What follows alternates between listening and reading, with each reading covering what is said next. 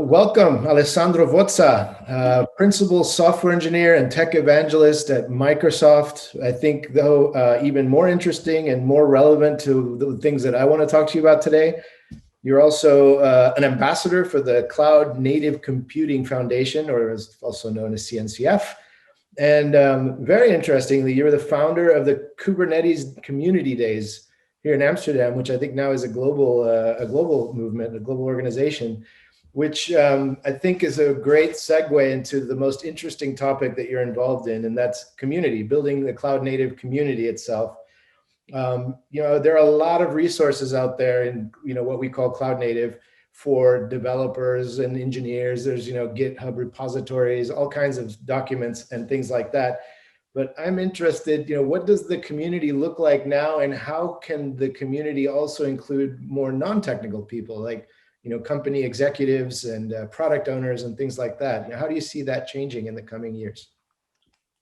Thank you for having me. Thank you for asking me this question. So indeed, community is dear to me. I always dabbled in organizing meetups, organizing people together. I love to see people getting together and learning and growing together. So already 9 years ago, I started with the DevOps community in Amsterdam, and that was very successful. And now it's a very, very large, very tight community. Then I moved to the Cloud Native Computing Foundation, the Kubernetes community, and that also now seems to be all the rage. And we have 2,500 plus members in our community. The Netherlands is a small country, but people know each other, and in the end, it's a community that really sticks together. Yeah. So yes, we took the chances that the Cloud Native Computing Foundation wanted to expand the idea of KubeCon instead of big events where maybe not everybody can go, right? So it's only 3 times a year. It's probably in a different city than yours, and you have to travel, you have to get there, and it was a bit too much for people that wanted to stick to the local community. So they expressed the desire of having more local events. And because we were running already like a meetup for a few years, and we were a very close group of organizers and community, so we decided to do last year in 2019. We did the first in the world, really, Kubernetes Community Day, and it was a great success. And it was an example for other cities and other communities around the world. So they reached out, they wanted to organize their own. With the blessing of CNCF, we had a website, KubernetesCommunityDays.org. We were all prepared for a big comeback and a big year of Kubernetes communities. Even KubeCon was coming to Amsterdam in April. Yeah. And of course, like everything, all the plans had to be scrapped because of the situation with the virus. But we are coming back for sure. At least Amsterdam for sure is coming back in 2021 in September, if everything stays according to the plan and is safe, and we can have an event. So the community itself is really, we try to be inclusive as much as you can, right? So being part of the Cloud Native Computing Foundation means that we also abide by the code of conduct. We abide by the principle of the foundation, which is inclusivity and diversity first, right? So we not only want to cater to the local tech community at large, but also we don't want this to be a small club of really hardcore engineering, but also be inclusive with everybody, right? So we have a chance to make a community open and inclusive. So we really should take that chance, and we try to increase diversity in the talks we accept, or in the speakers, but also in the audience. So we try to cater to all markets. We strive to be open to all sort of people from all sort of walks of life, and we open to students, we open to minorities.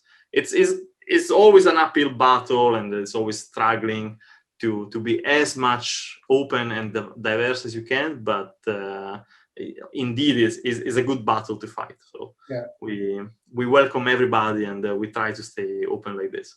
yeah, that's great. A lot of these kind of meetups and even KubeCon itself have gone online throughout this period.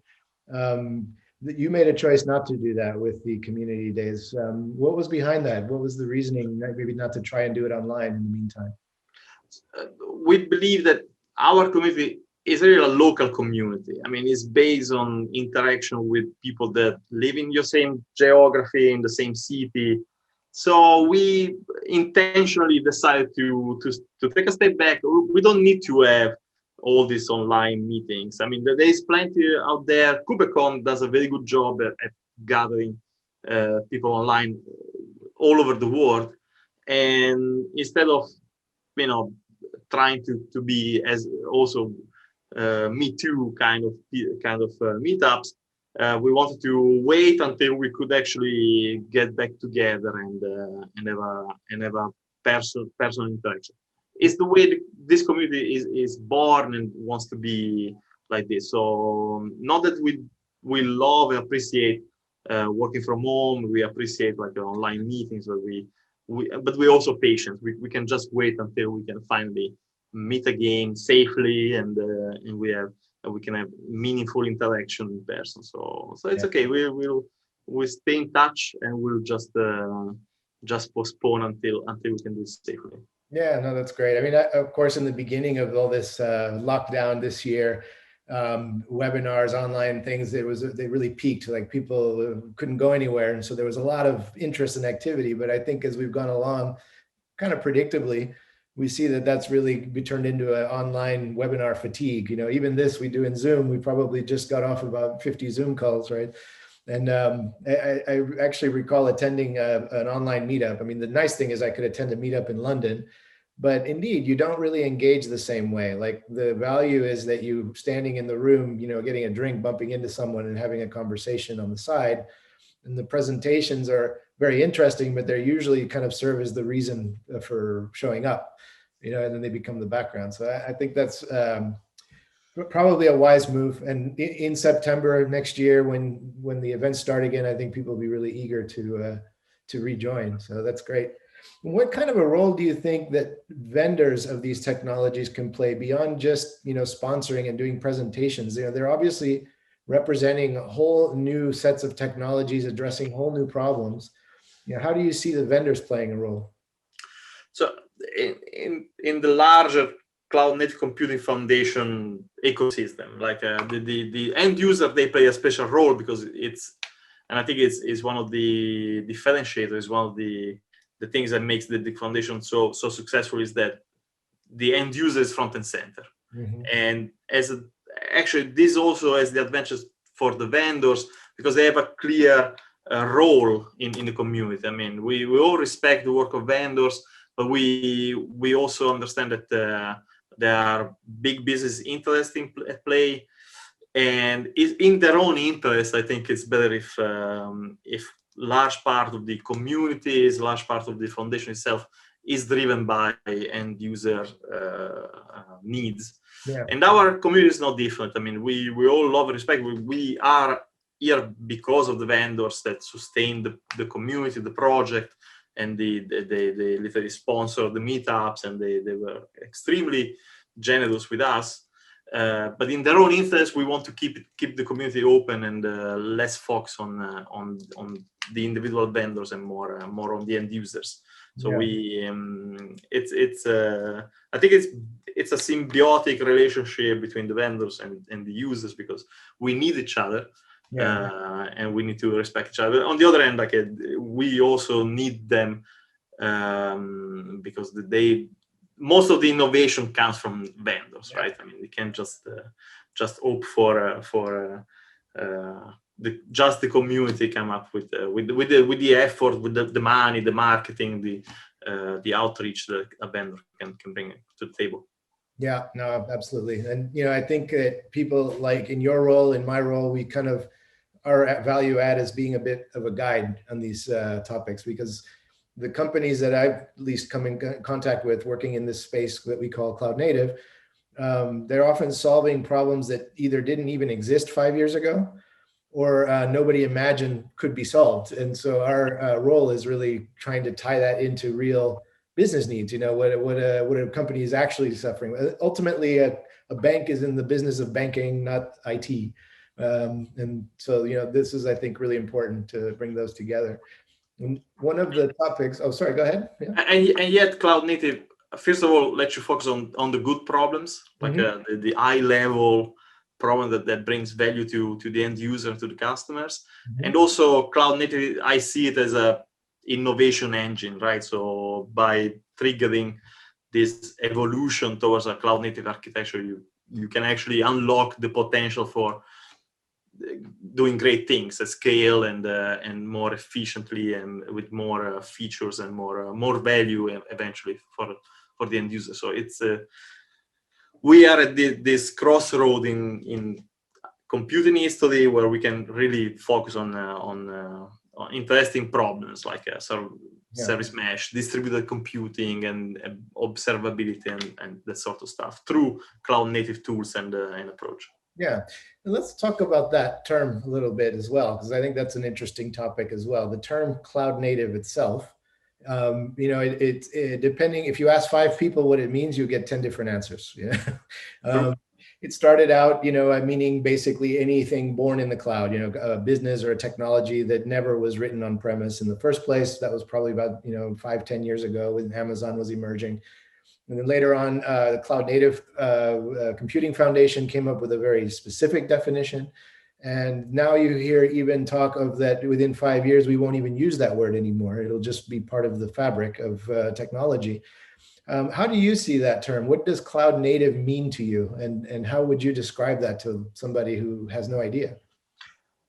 Yeah, so indeed, like there is different opinions. And in the end, the opinions matters because of the people that carry those opinions. So we want to respect, and everybody should have a say in what cloud native means for you, right? So that matters more than some definition made by some foundation somewhere. On the other hand, it for me is really a state of mind or an approach to your work. There's some elements of you could tell you can find some elements of cloud native already in the DevOps revolution that happened almost 10 years ago. So the seed for that was I think was put there by the early pioneers of DevOps. And but it's not only that, it's also about like using the cloud in the proper way. So there's all these things they are coming together now. Of course, there's already 5 years of Kubernetes, 6 years of Kubernetes. So it's not exactly now, but now we finally see it as mainstream, popularized, and is becoming much more approachable. So because Kubernetes is getting easier, there's more focus on operators, and there's a bunch of things happening now that it makes it even more compelling. But the idea of cloud native is not new. Those microservices, so for example, the microservices approach is a decade-old idea, and there are books about it, and people have been using it already. Don't think of Netflix and other companies that pioneer this approach. So it's nothing new. It's like Docker containers, right? Nothing new, just rebranding, but also a way to consume it in a more in an easier way. So cloud native is a way to consume all these ideas in a more approachable way. So it comes together. It's this perfect storm that is happening in the last 4 or 5 years, where all the containers, microservices that have been so popular, now they're coming together. Now with the cloud, you can just use them as they are. Much easier to consume. So yes, my definition, of course, it goes very well with the Cloud Native Community Foundation. So the cloud native approach is based on microservices, on containers, and orchestration. So of course, this is the working definition of cloud native. But in the end, is something that you have to think for yourself and think what matters to you. Maybe microservice is too far away for your organization. It's something that it's in your radar, but it's not there yet. Doesn't mean that you cannot do cloud native. Or if you are bound to be on premise or at the edge. You can still do cloud native very effectively and use the principles to your advantage, even if you are not properly in the public cloud. Yeah. Yeah, it's funny because, you could even argue it's not new at all. I mean, you've had, partitioning and stuff in the past. You've had mainframes in the 70s, which are basically like what a cloud service is now. I think the IT business goes in a pendulum from centralizing to decentralizing, back to centralizing, back to decentralizing. Yeah. And it feels like now we're going into a decentralizing momentum. We centralize a bit, maybe on the cloud providers, if we want to think of it as centralizing. And now we're breaking it up into microservices and decentralizing. And then after a while, we'll probably see that happen again the other direction. So that also, of course, I kind of hinted earlier about addressing issues that maybe even didn't exist 5 years ago. Things like, security or managing data or large amounts of data. Now, how do you see that changing, particularly like, for instance, in security? You used to have a perimeter around your data center. And now, of course, some of it's in the cloud, some of it's on your data center, some of it's an API, some of it's a login to your Salesforce. You have people working at home, you have people working on the office. Let's just take that as a topic. How do you think security has changed, and how will that evolve over the next few years? It's a big topic, especially these days in the wake of the SolarWinds hack. And I think so. I am a big advocate for open source in general, but in this case, I think two things are happening in security. Of course, like this zero trust security approach is nothing new. People have been talking about for many years, but I think now finally we can realize the advantages of having a zero trust policy in your network. So don't rely just on private VNets or fenced off wall gardens for your security. And also, I think this SolarWinds example was really, I hope people will realize that closed source security doesn't make any sense, right? So, and I think in Kubernetes being one of the most popular open source projects, is also one of the most secure because it's open source. And I wish now, I hope now people realize that security is either open source or is not secure at all. Maybe this will be a wake-up call for a lot of companies to try to open up more about their source code and make sure that the process of security is also made in the open. The Kubernetes community is coming together, this SIG security. I mean, if you look at Kubernetes, there was a CVE, a recent CVE that was a bit concerning about exposing hijacking traffic from a load balancer service. Yeah, sure, there is definitely something that is nothing is perfect. No system is perfect, but big, serious, zero-day vulnerabilities in Kubernetes haven't been, not much has been discovered in the last couple of years or something. So, and most of the problems with security in Kubernetes relates to the container runtime, which is another, kind of warm is a different thing than Kubernetes, but still, we need to think of security holistically. So all the stacks, all layers has to be secure. So from the container runtime up to the orchestrator, everything has to be secure. And I think Kubernetes community is doing pretty good job to be both transparent and proactive in catching those flows. So yeah, and that's always a balance too, right? Between security and being able to access it and do your business, right? That's always been the ultimate trade-off in security. It's like your house. You can definitely lock it up so that thieves can't get in, and then also you can't get in. Yeah. So and of course the complexity that microservices brings with it. Of course, it's a big theme. The Linux Foundation recognized this. There's a new exam, of course. There's a new focus on security, and there's a huge ecosystem that was born out of this, right? So there is a lot of companies working on this, and it's good. It's good. It means that there is interest, and we can finally see focusing on the good problems, which is securing your workloads instead of just plumbing it together and put it together. So now really it's about scaling and scaling the security with your application. So yeah. Yeah, no, absolutely. You mentioned, well, you talk about open source. Obviously, Kubernetes is open source. A lot of the tools around it are. And one of the themes I've heard as I've talked to people is open source versus as a service. It's open source, you can go buy the tools yourself and you can build your own house, or, as a service, you can rent it from a landlord who's done all those things for you. How do you see the advantages? How would you advise somebody to consider those two approaches? I don't see them as orthogonal concepts. Like, I mean, I wouldn't trust a software as a service company that doesn't also show me the code and is transparent about not only the code but also the process and how they manage the customer data and their own process. So the two things are not exclusive, and I think the most successful companies out there, think of Airbnb or Uber, they are actually also the ones that open source most of their tooling because they realize that they brings value to their own company. So it's not, you can do both and be successful, as many examples out there like Netflix and others, and Microsoft as well. So. Yeah, and another theme that comes up, I realize you work at Microsoft, so you may have a point of view on this, but the topic or the question of whether you should go multi-cloud, and not just multiple cloud. I don't necessarily mean that you do one service in one and another in another, but what would be the advantage or disadvantage of running a single app across multiple clouds, so that you're not, let's say, you could say locked into one, or maybe you could take advantage of the different strengths of the different providers. There's a lot of opinions on both directions. How do you see that?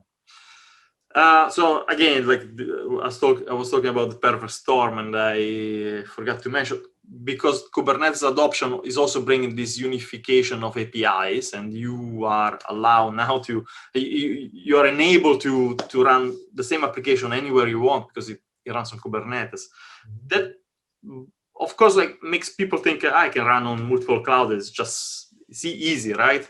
It is easy, but I think, I mean, I don't run as a company myself, but if I was running a company myself, I would think twice before really going multi-cloud, because there is not a lot of value in there, right? I mean, your customers are not paying you because you run in multiple clouds. They pay you. They value you because you stay up in the face of disasters. So you don't need to run multi-cloud for that. I think it's a misnomer, it's a misunderstanding. There's definitely value in not putting all your eggs in one basket, especially tying yourself commercially to one provider. That makes sense, but multi-cloud is not for the faint of heart, and I still have to crack the problem. I mean, myself, I can say that I can. I'm efficiently running application in multiple clouds today, so it's not easy. People do it, and also they mix on-premise, they mix edge. I've been hearing about hybrid for the last 5, 6, 7 years since I was at Red Hat. Of course, like there's always this idea, which is, I think, is an idealized concept of going hybrid. There is some value in there, but I think technology is still immature. So we both need technology and processes and people with the right skills and the right mental approach to this. And I don't think we are there yet. But it will be interesting to see the evolution of this. And, for sure, I'll be there. Yeah. I'll try to learn everything I can. But for now, I think it's still a thing that it's not exactly a walk in the park, for sure. No, yeah. I mean, I come from the on-premise storage world. That was my career background, and hybrid usually means haven't yet figured out how to go to the cloud, right? So, and in some ways, I actually personally believe there will always be that, because not everything should go to the cloud, but the reasons why change. That some things should stay on-prem, some things should go in the cloud, but the things that should go in the on-prem and in the cloud are different, depending. So yeah, I think that's something that doesn't change. If the only reason to do hybrid is because you don't want to migrate your legacy .NET apps, then it's not the right reason, right? It's Yeah. not, and it's not really hybrid. It's something else. It's legacy that you bring along. That's a different thing. Yeah, yeah. Well, how should let's go up a few levels in the organization. How should a CIO or even the CEO of a company look at this topic? I mean, if your core business isn't tech, it's easy to take for granted, like, whatever, the IT guys are managing it. But we come to the point where doing things well or not doing things well can actually make or break almost any kind of business. What kinds of things should a high level executive take a look at in their own organization? Well, if you don't do security well, you're probably gonna be wiped off the market pretty fast. Yeah. Look at SolarWinds. I mean, I don't think there would be a SolarWind in the coming years, right? So I think yes, but since the DevOps revolution or the DevOps evolution, something, I think leadership realized that they better let people with technical skills in charge. Microsoft is one example, of course. It's something that drives business. So IT is driving the business. We are in charge. We make decisions, but of course it's a coordinated effort with the business. So we are learning. I mean, I've seen in the maturity model of DevOps there's also a factor, right? So successful companies are the ones that let the technical people also making decisions, also be involved from the day one in decisions, in business decisions. So that's which also means that we as engineers, we as technical people, we also have to develop some sort of business acumen. Yeah. Because it's not just about choosing the platform. It's not just about fixing a problem. It's about really bringing value to the organization. So there's more need for generalists, I think, than specialists. I think the world is going towards that direction where people with more generalist skills are going to be more in charge for the time being. So it's very important. You have to basically integrate it. You can't separate it. Like, you can't say that's tech and this is the business, right? It's all kind of together. And my context, I started my career in the middle of the 90s, which was, of course, the .com bubble.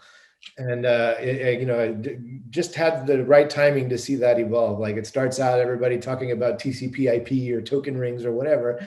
And then what was it? Mosaic comes out, and the next thing you know, there's a bubble, and then now you don't really separate internet from business anymore. And so you can really see that evolution happening again. I haven't seen an ad for a DBA recently. I mean, because if you do databases, you gotta know cloud, you gotta know Kubernetes, you gotta know a lot of stuff, monitoring, observability. Yeah. That makes you even much more than just a database administrator. I mean, it's becoming so passé to call yourself a DBA, because everybody is a full stack engineer in the end. Like everybody is in charge of everything. So this is the trend, and you can oppose it, you can resist it, but it's happening. So you better ride the wave of transformation and change. So yeah. And of course, Microsoft is well known to be very established in the enterprise and all kinds of large companies, conservative companies. How do you see them adapting to this change? The banks and all the typical Microsoft customers. Yeah, so I mean, I'm not talking just from the point of view of a Microsoft employee, but also the things I see in the community, in the market. I mean, there's no more pure banking institution. There is a banking that IT companies that happen to be in the banking business, right? So and we have example in the Netherlands, big banks. I'm talking about ING, ABN AMRO. ABN AMRO was a guest at the Kubernetes Community Days. ING organized the Kubernetes meetup several times. So these people they really get it. Yeah, they get the fact that to stay competitive, they have to invest in innovation, and most of innovation today is in the digital world. So there's no way around it. So you want to stay relevant, this is the way to go. It's a real adapt or die proposition. So it's good because they bring their own experience. Yeah. Bringing mainframe mentality to Kubernetes, which actually works. There is COBOL and other software, DB2, running on Kubernetes, or at least the approach to cloud native. So I think they both make cloud native more enterprisey and more stable, and they get the advantage of going more dynamic and more flexible, more agile. So it's we can learn from each other very, very efficiently. So both stability and digital transformation. So one of the reasons I'm so fascinated, and even in particular, I'd say with the financial sector, is that people in finance are very attuned to this term value and costs, right? And one of the concepts is opportunity cost, the cost of what you could have earned if you'd done something different. And if you're very good at this, you actually can put numbers on that. And from my point of view as a technologist, I see that all over the place in things like data. You go to an old-fashioned insurance company, they have tons of data, but they haven't done anything with it. And I'm thinking, opportunity cost, everywhere. So, it's a challenge. Yeah. We see this sometimes. Sometimes we engage with a customer, and sometimes it makes a bit more sense to propose, for example, a web application, right? A PaaS instead of Kubernetes. But sometimes we present the opportunity cost of not using such a popular technology like Kubernetes. I mean, means that being out of a community, out of an innovation field. So even if maybe you don't need it today, but you should just get in there just to get your hands dirty. When the time comes, you already know cloud native, you already know what to do, you already evaluated your options, so it would be easier in the future if you already get in there. Even if it's not exactly the one you're looking for, the technology you're looking for, the approach, it's good to knowledge is power, especially in this time and age. So it's thing you have to consider now. Yeah. Good. So something a little bit different, maybe to kind of round things off. I did my research, of course, and I saw that you've been also quite active in the creative, the entertainment business. One of my passions, of course, is music, MIDI, and bookings and bands and things like that.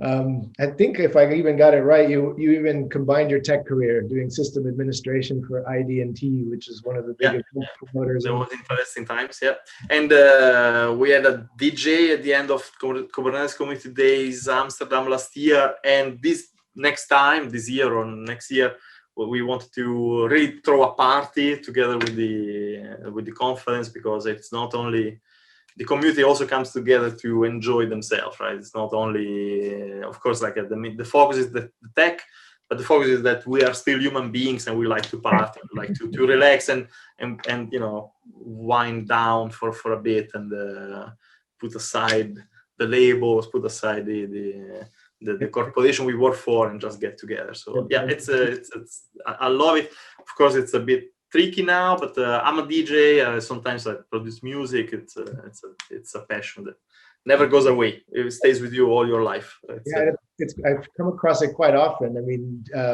in the tech business, people I talk to are also secretly DJs, or they play in a band, or something. And I think it's not a coincidence. I mean, how do you see that similar? Working around the creative industry and working in the tech community. There must be some pretty strong overlap there. I think so. I mean, we are tinkerers, right? So also tinkering with the music, with the putting together, mixing.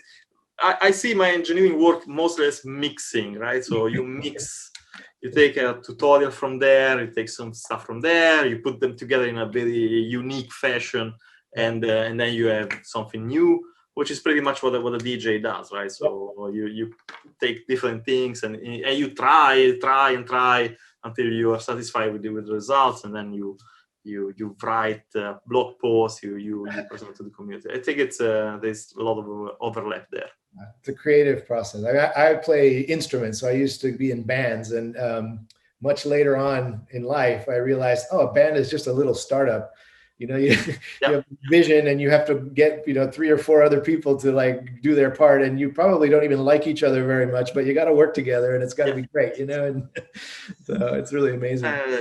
I never thought about it like this, but yes, indeed, it's an effort in marketing and operations and everything, manufacturing. Yeah, it's great. No, it's really great. I'm really looking forward to next year when we can attend all sorts of events, hopefully, but especially to attend the Amsterdam Kubernetes Community Day event in September. Do you have anything in mind? I know it's really far in the future, but what kind of an event do you think it will be?